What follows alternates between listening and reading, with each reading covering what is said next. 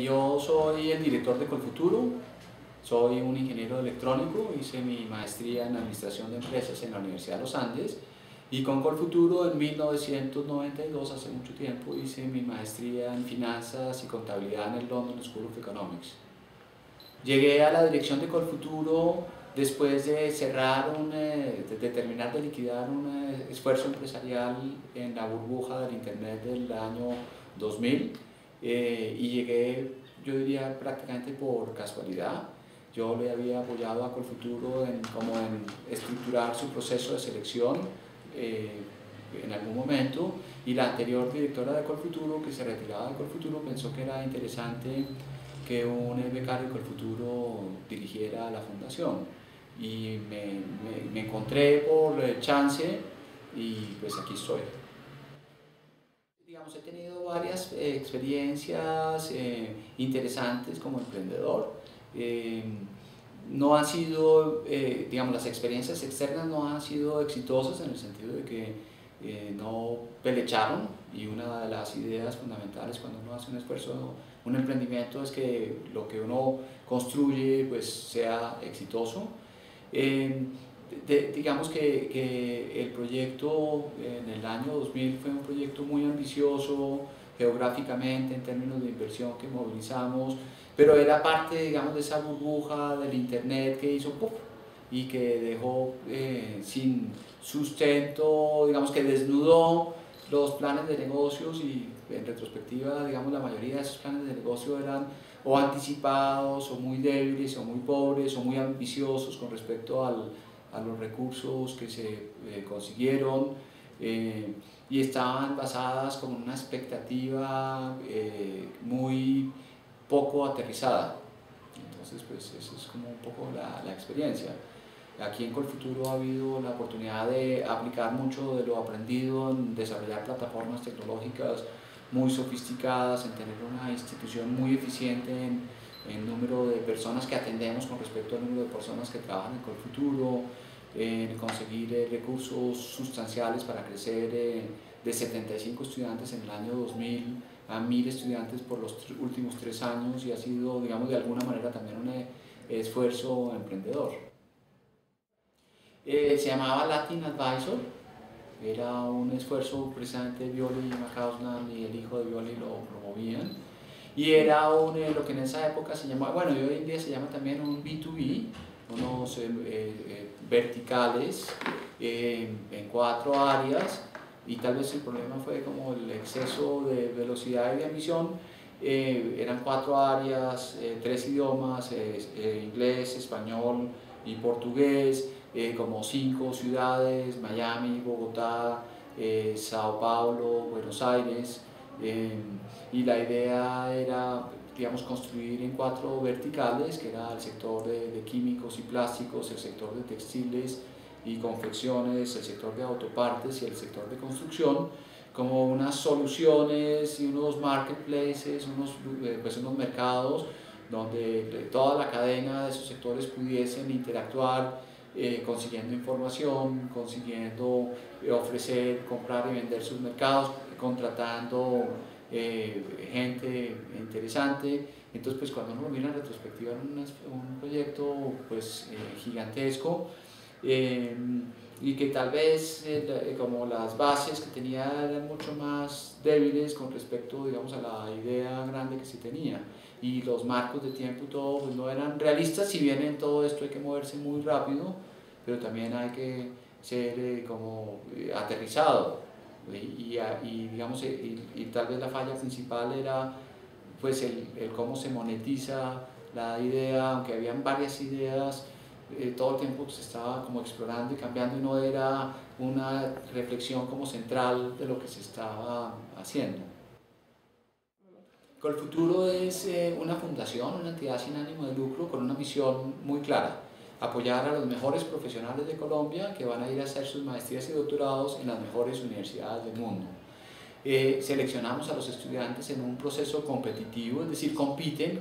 Nos parece que es fundamental esa, digamos, competencia. Queremos estudiantes con muy buenos promedios académicos, que van a programas muy exigentes que les ha demandado mucho esfuerzo y claridad mental y persistencia para conseguir la admisión en esos programas. En los últimos años hemos escogido más o menos 1 de cada 2 estudiantes que se presentan. Ahora que estamos creciendo, hace un tiempo antes de crecer seleccionábamos 1 de cada 5, muy competido el esfuerzo. ¿Cuál es la proyección? Digamos lo que llevamos 3 años de apoyar 1000 estudiantes cada año, quisiéramos llegar a 2000.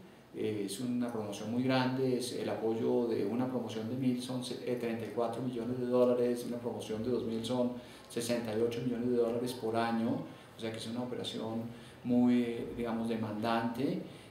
A esas personas las apoyamos en un periodo de 2 años, les giramos sus recursos cada 2 meses. Después, cuando esas personas regresan, tienen una condonación, una beca de la mitad del recurso que les giramos. Y la idea es que a través de, digamos, de ese flujo permanente de personas profesionales brillantes, con proyectos, con entusiasmo, con conocimiento, con vocación, esas personas pueden graduarse y regresar al país a transformar sus áreas.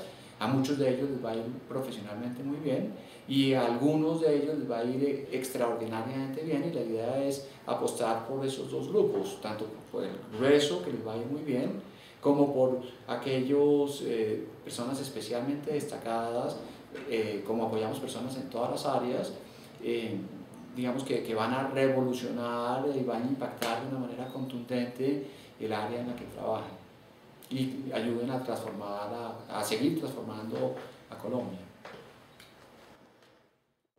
Digamos que yo diría que ahí Colfuturo tiene una debilidad, y es la siguiente: el esquema de Colfuturo genera una deuda, y es una deuda importante. Y de alguna manera, cuando uno va a iniciar un emprendimiento, si uno está libre de deudas, es muchísimo más fácil. Iniciar un emprendimiento cuando uno tiene que tener una obligación financiera regular, y todo negocio que arranca necesita recursos, y necesita recursos muchas veces importantes. Entonces hay una contradicción entre, digamos, entre el mecanismo que tiene Colfuturo de apoyo a sus estudiantes y el tema de emprendimiento. Además, no tenemos ningún beneficio o condonación adicional para facilitar todo este proceso. Dicho eso, nosotros sí tenemos un grupo, digamos, que yo creo que no es muy numeroso, de emprendedores muy exitosos. Algunos de ellos que son, digamos, personas que pertenecen a familias que son emprendedoras y que han regresado a acelerar, digamos, todo el proceso familiar, y yo considero que eso es un esfuerzo también emprendedor. Por ejemplo, una de las personas de la familia de los helados Popsi. Tenemos otro emprendedor que yo pienso que es el más exitoso, que es Kenneth Mendy Wilson de Refinancia, que es una empresa que tiene unos 6 o 7 años, que ha crecido de una manera extraordinaria, que tiene presencia en varios países de América Latina y con un éxito, digamos, en el mercado enorme, con una idea muy clara y muy bien concebida. Y digamos que esos son como 2 ejemplos, y estoy seguro que hay muchos otros más, pero no hemos hecho un esfuerzo sistemático por identificarlos y por entenderlos. Sí tengo como contactos de personas que de alguna manera se quejan de que Colfuturo no es el mejor mecanismo, pero yo coincido con ellos, no es el mejor mecanismo. Es decir, inclusive no estoy seguro que el posgrado sea necesariamente el mejor mecanismo para hacer un emprendimiento. Es decir, si uno tiene una idea de emprendimiento y la idea es poderosa, el tiempo marca muchísimo. Digamos, no por hacer un posgrado uno va necesariamente a hacer un mejor emprendimiento. En algunos casos sí, hay áreas que requieren muchísima formación, que requieren formación financiera, pero hay otras áreas donde la idea está lista y el tiempo es ese y no da espera, y no es la formación lo que va a hacer que el emprendimiento sea mejor. Ahí hay una cantidad, digamos, de mitos, porque digamos, los emprendimientos más importantes en las áreas de tecnología, muchos de ellos están vinculados con personas que son dropouts de universidades. Y la conclusión de la gente un poco es que para ser el emprendedor exitoso, lo que hay que hacer es no estudiar y salirse a montar la empresa. Eso es, digamos, uno puede encontrar muchos ejemplos de ese tipo, pero son personajes muy particulares. son personajes que tienen unas características personales que se salen totalmente, digamos, de la norma, de características de capacidad intelectual, de inteligencia, de convencimiento por lo que están haciendo. La mayoría de los emprendedores se beneficiarían si tienen por lo menos su pregrado. Pero dicho eso, si alguien tiene una idea contundente y deja pasar el tiempo, se rigidiza como su marco conceptual y alguien más va a hacer esa idea.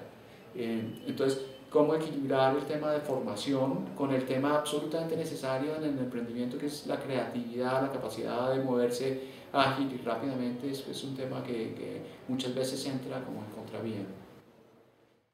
La respuesta es no, y eso también tiene que ver con una discusión en el tema de emprendimiento. Digamos, casi siempre las ideas iniciales de un emprendedor no son las que funcionan ni las que tienen éxito. El emprendedor tiene que tener flexibilidad, pero el foco es fundamental. Y Colfuturo es una entidad totalmente enfocada. Digamos, no pretendemos resolver todos los problemas, y en el tema del emprendimiento, siendo muy importante, no sentimos que seamos nosotros los que tengamos como la capacidad de resolverlo. Entonces, yo creo que lo importante es que las personas que se presentan a Colfuturo tengan eso claro, tengan claro que el mecanismo es un mecanismo de beca-crédito, y por lo tanto, si su esfuerzo es un esfuerzo de emprendimiento, que piensen muy bien si Colfuturo es un mecanismo, claro, es un mecanismo de acceder a una educación, y muchas veces esos programas de MBA acceden a excelentes programas de apoyo en el emprendimiento, pero tiene ese componente de deuda. Entonces la persona tiene que hacer un balance de las ventajas y desventajas de un apoyo como Colfuturo. Pero la respuesta concreta a su pregunta es no, digamos, no hemos pensado, pero no porque el tema no sea importante, sino por una definición de foco para Colfuturo. Digamos, nuestra misión es formar a nivel de maestría y doctorado a los mejores profesionales en las mejores universidades del mundo, dentro del modelo que tenemos, con las restricciones que tenemos, tanto para Colfuturo como para la persona que vamos a apoyar. Digamos, me parece muy interesante, me parece que son mecanismos que, digamos, que atraen como un imán personas que están con inquietudes, que son espacios donde se permite, digamos, o se facilita transmitir experiencias, y el emprendimiento tiene un componente enorme de experiencias. El emprendedor tiene que construir sus propias experiencias, pero hay muchos errores y aciertos que, si se conocen previamente, pueden acortar, digamos, el tiempo que le toma a un emprendedor para ser exitoso. La tasa de éxito para los emprendedores es bajita, y no en Colombia, en todas partes del mundo. Por eso el negocio, digamos, de los venture capital, del capital de riesgo, es un negocio muy riesgoso. Digamos, la mayoría de los, a pesar de que uno siempre tiene, digamos, la falacia del éxito, porque uno siempre ve los éxitos que son rutilantes, y los fracasos siempre salen por la puerta de atrás, y son, digamos, a no ser que sean muy grandes, los fracasos pues no se observan. Y entonces la gente concluye que ese es un camino que es fácil, y no es un camino, digamos, fácil, es posible, pero no es fácil. Los éxitos inmediatos de emprendimiento suelen ser la excepción. La mayoría de los casos son ideas muy concretas y una disciplina y una capacidad de ir alimentándolas y construyéndolas en el tiempo. Digamos, los éxitos virales y repentinos pues son lo que uno ve en los periódicos, pero la mayoría de los ejercicios de emprendimiento pues son mucho más pausados y toman muchísimo más tiempo. Entonces, en síntesis, un evento como este me parece que es muy interesante, muy útil para todo el mundo que participa en él.